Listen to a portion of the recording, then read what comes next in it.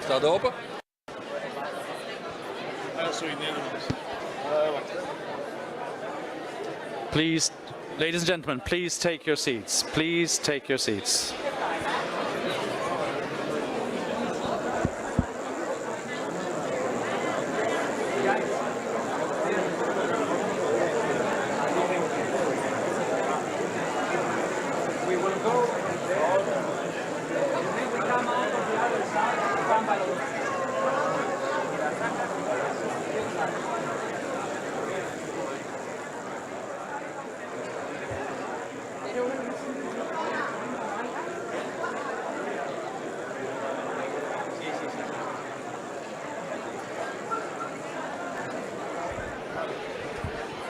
Is dat beter?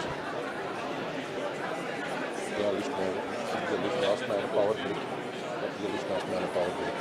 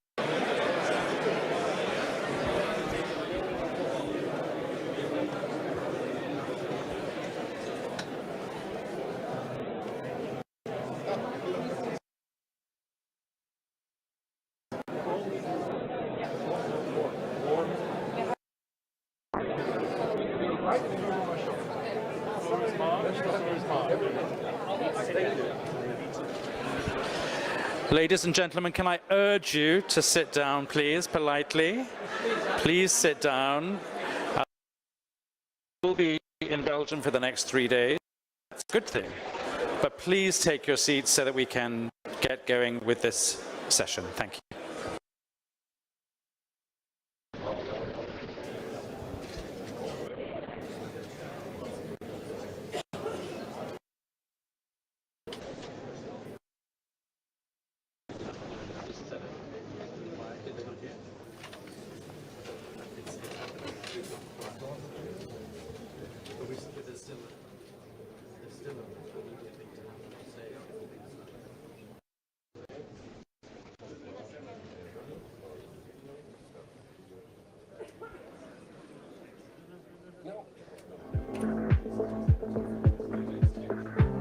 Our world is changing rapidly.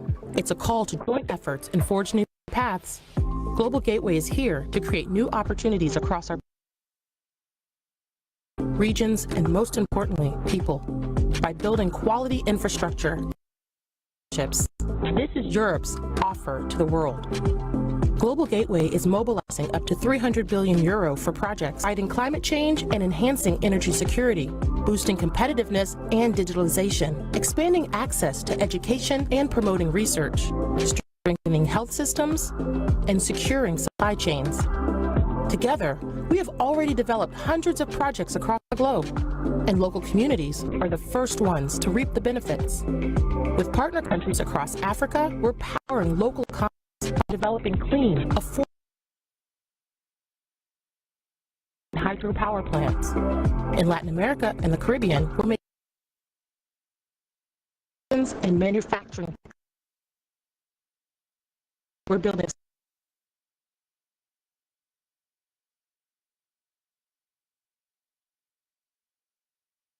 Connecting the world through smart and sustainable investments. Investments that respect people and the environment, that promotes the values and goals that we share. Let's join forces for a better in change.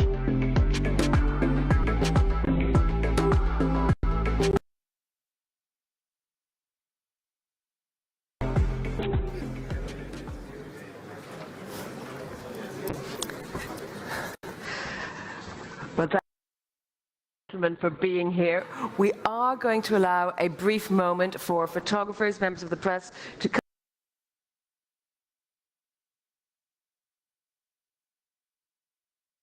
Please, here in the front row, you can join me here on stage now. Yes, you can come.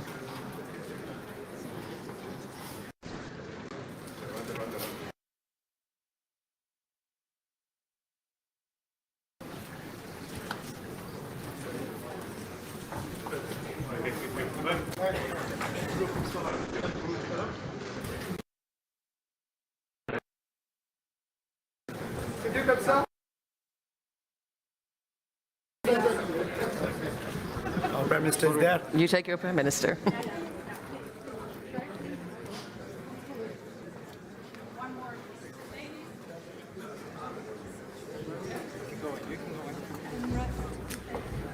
Now you've listened to my story. Here's the point that I have made.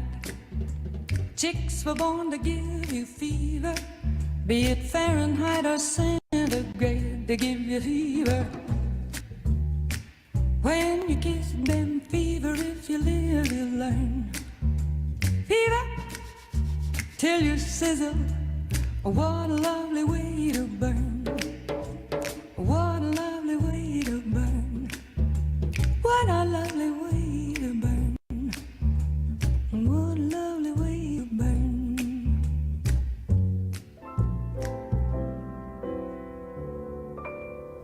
There's a saying old says that love is blind. Still we're often told, seek and ye shall find. So I'm going to seek a certain lad I've had in mind, looking everywhere, having a affair I cannot forget.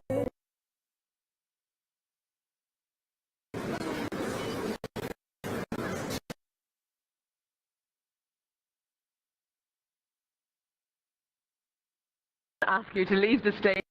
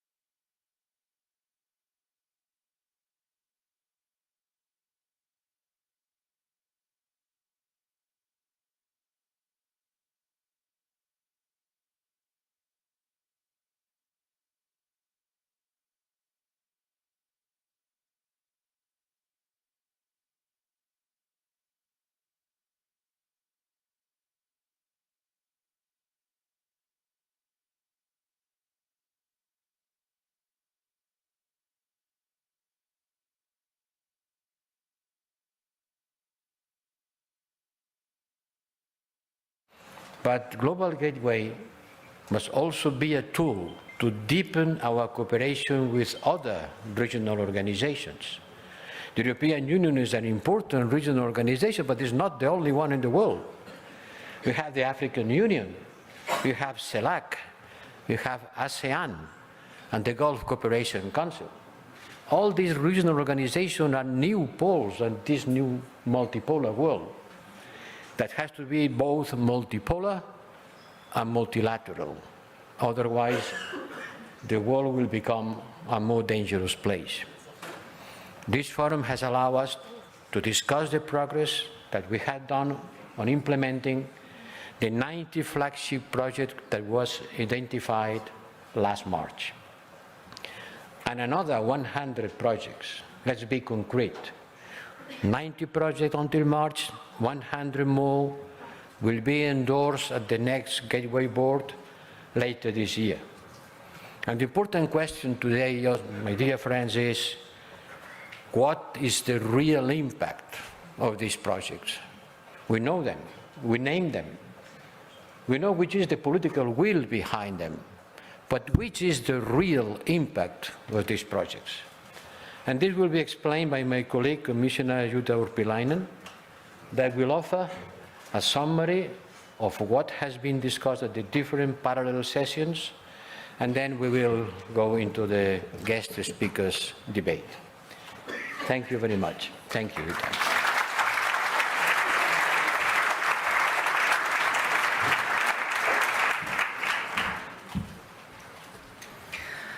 Your Excellencies, dear Pepe, ladies and gentlemen, dear colleagues and friends. After 2 days of the Global Gateway Forum, one thing is crystal clear. Global Gateway is delivering.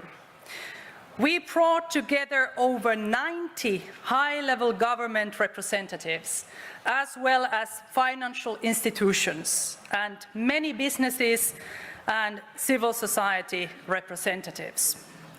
We debated global infrastructure investments needs, discussed strategic investment opportunities, and sealed new deals worth billions of euros. I think the figure is over 3 billion euros, which we have signed yesterday and today. I think it's worth of applause, please.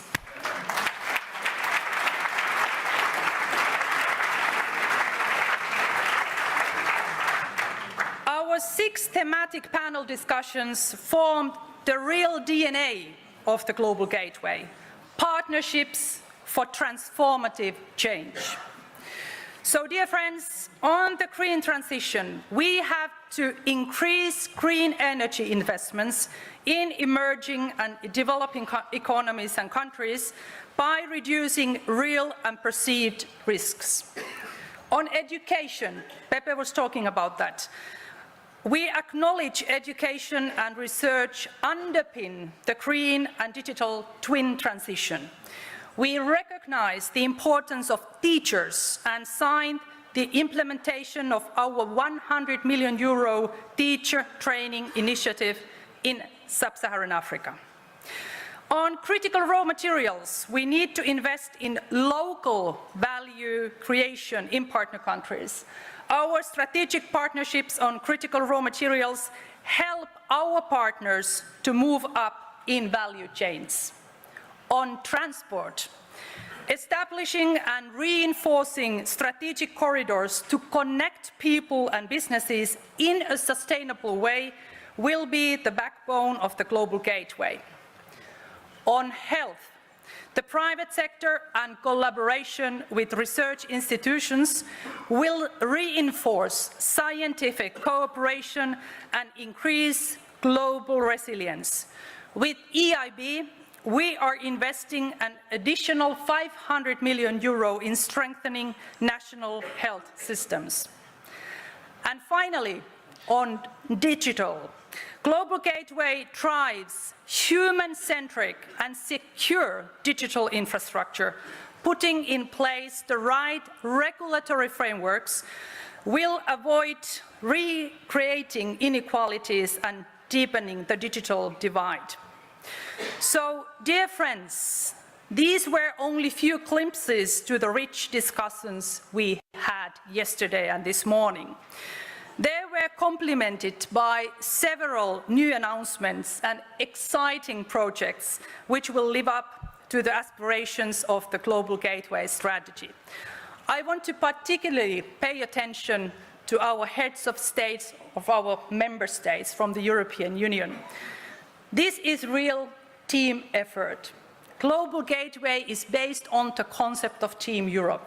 So we are working together, the Commission, European institutions, financial institutions, as well as member states, in order to be able to deliver globally in our partner countries. So thank you very much from my side, and looking forward to continuing this excellent endeavor. Thank you very much.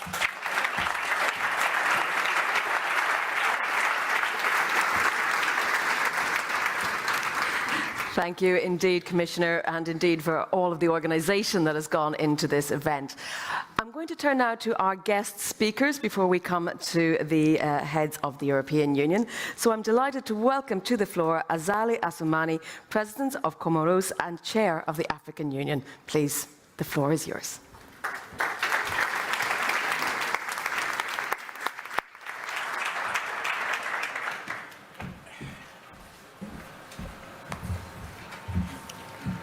Merci beaucoup, Madame, de me donner la parole.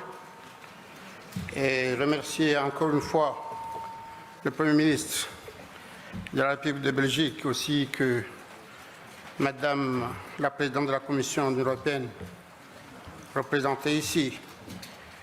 Et vous dire, chers collègues, chefs de gouvernement et d'État, Mesdames et Messieurs, en rang et qualité, Assalamu alaikum wa rahmatullahi wa barakatuh.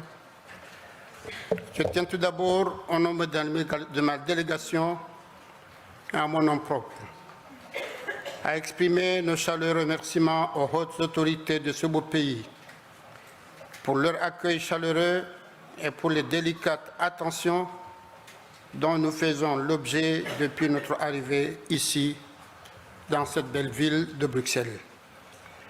Je voudrais également, au terme de nos travaux, saluer la bonne organisation de cette rencontre, mais aussi féliciter toutes les délégations ici présentes pour le travail très important réalisé pendant ces 2 derniers jours de débat. Je remercie aussi les partenaires au développement de l'Afrique, en particulier l'Union européenne et Global Gateway, pour leur volonté renouvelée d'accompagner le continent africain dans son nouvel élan vers une croissance économique rapide, durable, harmonieuse, définie dans son agenda 2063. Le continent africain fait face à un défi majeur, à savoir la problématique du financement des infrastructures pour assurer son développement socio-économique. Ce déficit infrastructurel, comme vous pouvez l'imaginer, a un impact négatif sur nos économies, sachant qu'une infrastructure de mauvaise qualité réduit fortement le taux de croissance moyen par habitant dans nos pays. Et c'est ainsi que nous appelons nos partenaires à faciliter puissent rattraper le retard pris en termes d'investissement dans les infrastructures. Il faut noter aussi que les coûts des services d'infrastructures en Afrique sont nettement supérieurs à ceux d'autres régions en développement, qu'il s'agisse de l'énergie, de l'eau, des transports, de la santé, l'éducation ou le numérique. Il faut reconnaître aussi que certains pays n'ont pas de cadre juridique, réglementaire et institutionnel incitatif pour favoriser la mise en place de partenariats publics-privés essentiels au développement d'infrastructures. Mesdames et Messieurs, l'Afrique a beaucoup de défis à relever. Les infrastructures énergétiques sont essentielles au développement. Or, des centaines de millions d'Africains n'ont pas malheureusement accès à cette ressource essentielle. Pourtant, les potentialités existent. Que ce soit dans le domaine des énergies thermiques ou des énergies renouvelables telles que la géothermie, l'éolienne, le photovoltaïque ou l'hydraulique. S'agissant du numérique et plus particulièrement le haut débit, les télécommunications mobiles et l'Internet, une importante fracture numérique existe certes à l'échelle mondiale. Toutefois, rien qu'en Afrique, il est estimé que plus de la moitié de sa population n'a pas de connexion à Internet et seulement une infime partie de la population africaine est abonnée à des services de haut débit. Pour ceux qui disposent d'un accès Internet, non seulement les prix sont souvent très élevés, mais s'y ajoute aussi le fait que la bande passante est fortement limitée dans de nombreuses régions. Selon un rapport publié en février dernier par le cabinet de conseil McKinsey & Compagnie, les opérateurs télécoms actifs en Afrique subsaharienne devraient investir 15 milliards de dollars dans le déploiement des réseaux de 5e génération d'ici 2025. Alors qu'à l'échelle mondiale, les investissements dans les technologies 5G pourraient dépasser les 600 milliards de dollars au cours des 3 prochaines années. Et concernant la santé, la diversification des chaînes de valeur et de production pour répondre aux besoins de santé publique en Afrique est cruciale pour le développement et la résilience du continent.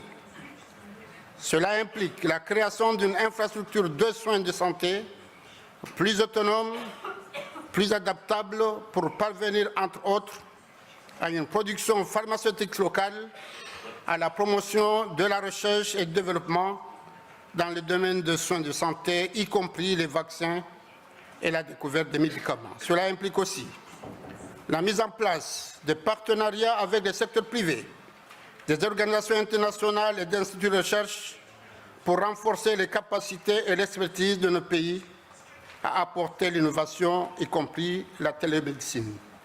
Et vous me permettez de saisir cette occasion pour, au nom de l'Afrique, adresser mes remerciements à l'Union africaine pour la signature qu'il y a eu tout à l'heure du paquet de santé par la Commission de l'Union européenne, le CDC Afrique, la BEI, d'un montant de 134 millions d'euros visant à soutenir les 6 pays africains dans le cadre de la production des médicaments et des vaccins, parce qu'en effet, le Covid nous a appris. Et des pays africains ont pris le risque de faire l'investissement dans le cadre des productions locales en Afrique. Et nous espérons que ça va s'étendre au-delà de 6 pays africains à d'autres pays, et surtout un pays qui s'appelle l'Union des Comores. Excellences, distingués invités, en Union des Comores, le gouvernement ne ménage aucun effort pour soutenir le développement socio-économique du pays. C'est dans ce sens que nous avons lancé un plan Comores émergent 2030 avec des projets phares et structurants visant à investir davantage dans le domaine des infrastructures et notamment dans les secteurs de l'énergie, de la santé, du numérique et des transports. Des avancées notables sont faites dans le cadre de ce PCE avec l'accès au 4,5G, la construction des parcs solaires sur l'ensemble du territoire et la finalisation prochaine de la construction d'un hôpital de référence qui s'appelle l'hôpital Marouf. Et par ailleurs, en tant que pays insulaire, nous souhaitons promouvoir la connexion maritime aérienne pour garantir une meilleure circulation des biens et des personnes, ce qui nécessite d'importants investissements nationaux et bilatéraux, multilatéraux. C'est ce souci de mobiliser les investissements privés que le gouvernement a mis en place avec des textes réglementaires, une structure dédiée au dialogue entre le secteur public et privé afin de créer un cadre de travail propice au développement basé sur des échanges réguliers et la confiance mutuelle. S'agissant du climat, et compte tenu de la vulnérabilité du pays, très exposé aux effets du changement climatique, nous avons tenu en juin dernier à Moroni une réunion sur l'économie bleue pour sensibiliser l'opinion sur l'importance de ce secteur. Ainsi, nous sollicitons l'appui de la Commission de l'Union européenne et plus particulièrement celui de Global Gateway dans la mise en œuvre rapide et effective non seulement de ces PCE, mais aussi de la déclaration de Moroni pour une économie bleue au service du développement. Mesdames et messieurs, les défis que l'Afrique doit relever au terme de financement d'infrastructures ne sont pas des moindres. Selon les nouvelles estimations de la Banque africaine de développement, 130 à 170 milliards de dollars par an seraient nécessaires au développement des infrastructures du continent, avec malheureusement un déficit de financement de l'ordre de 68 à 108 milliards de dollars. Ce forum arrive à point nommé, car il suscite l'espoir de voir le pays bénéficier du financement requis pour combler ce déficit. Je salue à cet égard l'apport constructif du programme Global Gateway au développement des infrastructures et plus que jamais, je me réjouis des actions communes que nous pouvons mener pour développer un écosystème qui soutienne la création en Afrique d'infrastructures plus résilientes, susceptibles de fournir des services de qualité à nos populations. Et pour conclure, j'ose espérer, mesdames et messieurs, que les débats que nous avons eus ces 2 derniers jours et les recommandations faites nous permettront d'attirer les investissements nécessaires dans le cadre d'un partenariat réel gagnant-gagnant pour plus de progrès en Afrique et dans le reste du monde. Je vous remercie.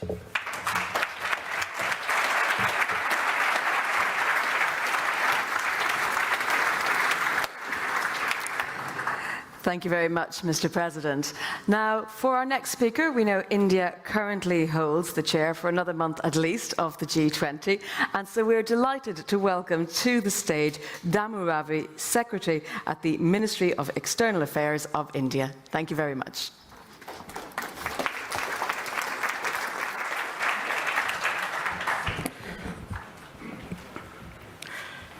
Heads of government, heads of state, heads of the international organizations, diplomats, officials, ladies and gentlemen. It is for me a proud privilege to represent India in this August gathering. The Global Gateway Forum assumes greater significance in these times of global uncertainties. India shares the European Union's desire to enhance connectivity, which includes both physical and digital. There is expectation that this connectivity project will bring greater economic benefits to all in an equitable and balanced manner. Excellencies, India has successfully concluded the G20 summit last month. The global leaders actively participated and helped in bringing out an ambitious agenda which is captured in the New Delhi Leaders' Declaration. It truly reflects the spirit of the G20 theme, One Earth, One Family and One Future. India strongly believes that the voice of the Global South should be heard loud and clear in the global discourse on development. As Africa is central to the Global South, in a historic initiative under India's presidency of G20, with the support of all member countries, African Union was rightly admitted as a permanent member of the G20. It is also essential to bring into the discourse of climate change the lifestyle for environment to comprehensively address the climate change challenges. Climate change has taken the center stage of the global agenda. The challenge for the Global South is how to achieve green transition without diluting the development imperatives. Such an approach requires the collective will of all countries. The transition to green energy is smooth and not onerous. Excellencies, India has set up ambitious targets in green energy. with 500 gigawatts of renewable energies by 2030 and 20% of our fuel to be sourced from biofuels by 2030, India has demonstrated its determination to move forward on the green energy path. I wish to draw your attention to the launching of the Global Biofuel Alliance by Prime Minister Modi at the G20 summit in New Delhi. Further, India is pursuing green hydrogen and green ammonia initiatives. India would wish to assist countries of the Global South in their energy transition. The logic of sharing has profound influence on relations amongst nations. This is where in the last 2 decades, India has been involved in nearly 600 development projects in 78 countries in the world. And of this, more than 3% projects have been successfully completed. India's flagship program for capacity building, the Indian Technical and Economic Cooperation Program, more than 500,000 experts have been trained in the Global South. Digital technologies are extensively used in remote areas in Africa and other regions to provide access to education and learning. Excellencies, India looks at South Asia as an organic whole, where countries, cultures, and people are intertwined. With the understanding, we are actively working towards enhancing connectivity through cross-border infrastructure projects in South Asia. India believes that the digital public infrastructure can bring transformative changes in the life of a common man. This is one of the major agenda items during India's G20. The low-cost digital solutions, in particular digital identity and fintech solutions that India successfully introduced, have vastly contributed to efficiency in governance, public service delivery, enhanced transparency, all of which are empowering the common man. India would be happy to introduce these low-cost solutions in the Global South, customized to local requirements. Excellency, we need to have a multi-sectoral approach to development, keeping in mind the urgent need for realizing the SDGs, where significant ground still needs to be covered. It is about time that women are actively brought into the focus on development. India's G20 presidency rightly emphasized on the women-led development to bring lasting changes in our societies. Excellencies, as strategic partners, India and EU are working closely together under the India-EU Connectivity Partnership. Both India and the European Union could work together on infrastructure projects as well as capacity building in the Global South. EU's expertise and technological advances, combined with India's experience and human resource capabilities, can create scalable and sustainable solutions. This brings into focus the importance of North-South paradigm in the development dimension. Friends, India congratulates the European Union for organizing this Global Gateway Forum. The President of the European Commission, Her Excellency Ursula von der Leyen, has shown extraordinary leadership and determination to move forward together. India is committed to this initiative under the India-EU Connectivity Partnership. Thank you.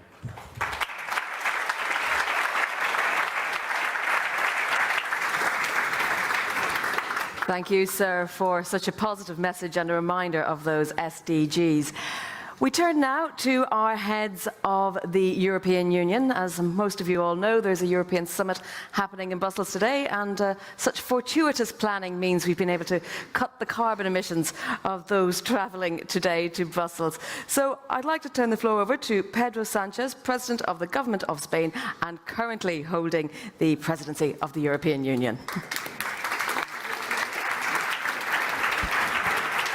Bueno, alto representante, colegas del Consejo Europeo, jefes de Estado, de Gobierno, ministros, señoras, señores, gracias por esta invitación para participar en la clausura del Foro Global Gateway, un evento que durante 2 días ha servido de nuevo para poner de manifiesto la relevancia y también la profundidad de este instrumento, así como su impacto global en la promoción de inversiones estratégicas sostenibles desplegada por la Unión Europea en terceros países.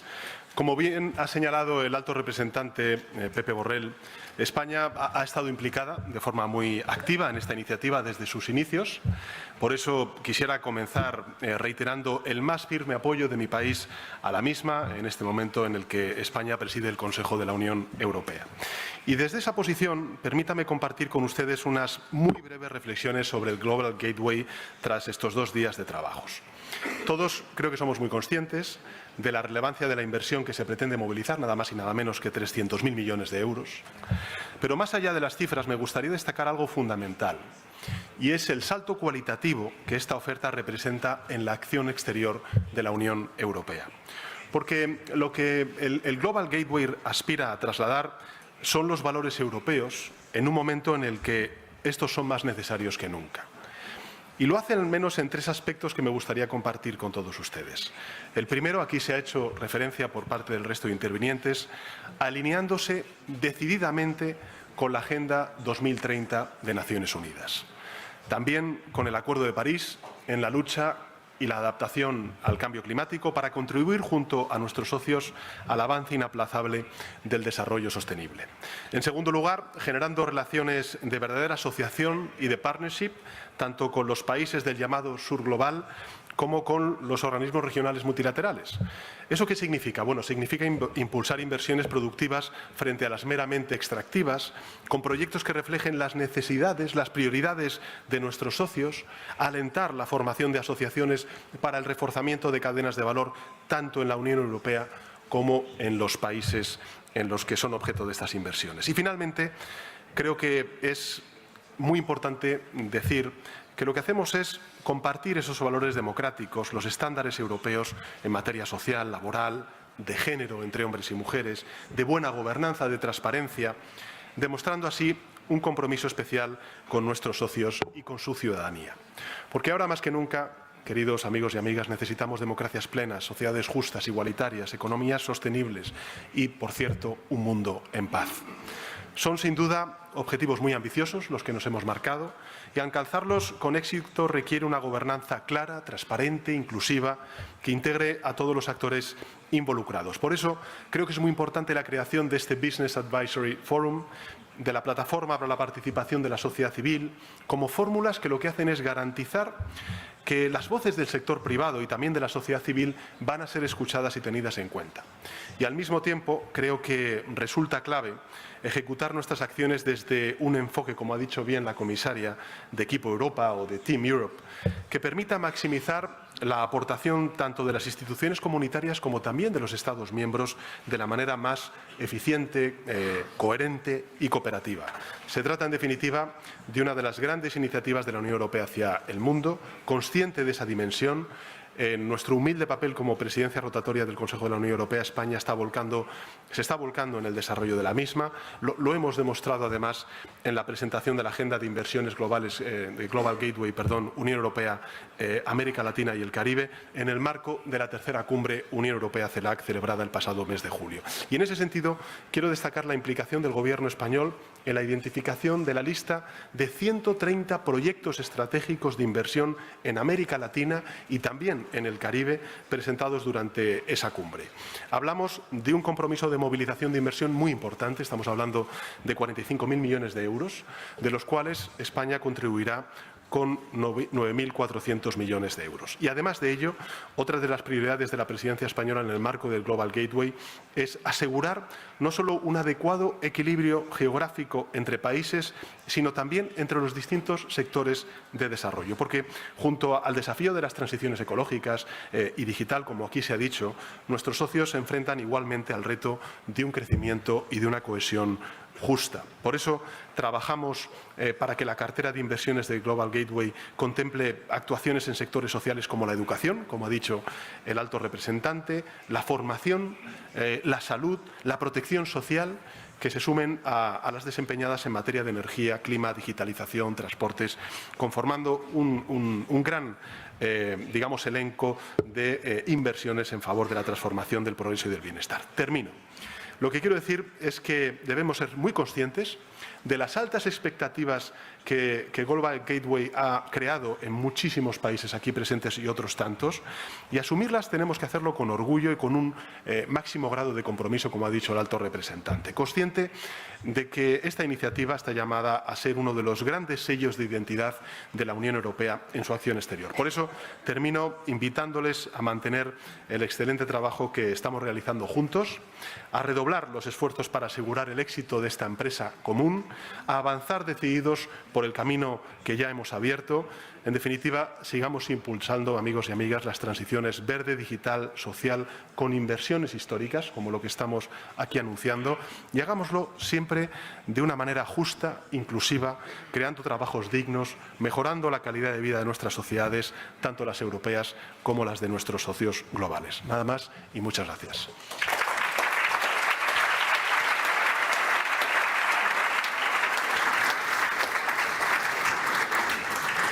Thank you very much indeed. And it is now my very great pleasure to welcome to the stage the Prime Minister of Luxembourg, Xavier Bettel.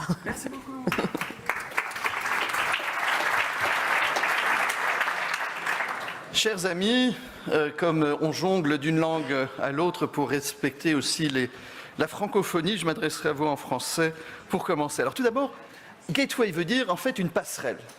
Une passerelle, c'est vouloir construire quelque chose entre l'un et l'autre. C'est un pont, c'est vouloir créer des liens. Je dois vous dire que je ne sais pas s'il y a eu des temps où c'était aussi urgent qu'actuellement de créer des passerelles entre les uns et les autres. Nous vivons une période, et moi-même je fais partie d'une génération, je n'ai pas connu la guerre sur mon propre territoire luxembourgeois. Mais je fais partie d'un pays qui a connu aussi une occupation, 2 occupations. Et aujourd'hui, quand on voit ce qui se passe sur notre territoire européen, entre l'Ukraine, ce qui se passe en Ukraine, l'agression russe, quand on voit ce qui se passe aujourd'hui à Gaza et Israël, quand on voit ce qu'il y a comme risque entre le Kosovo et la Serbie, et là je me concentre juste sur ce qui est le plus proche de moi, on n'a jamais eu autant besoin de passerelles, de liens les uns avec les autres, d'échanger. Et j'ai eu tout à l'heure aussi un échange avec ma collègue Première ministre du Bangladesh, où justement la conclusion c'était, on a des cultures différentes, des origines différentes, des traditions différentes, mais la volonté d'apprendre l'un de l'autre, de travailler l'un avec l'autre, de construire en fait quelque chose de plus grand l'un avec l'autre. Donc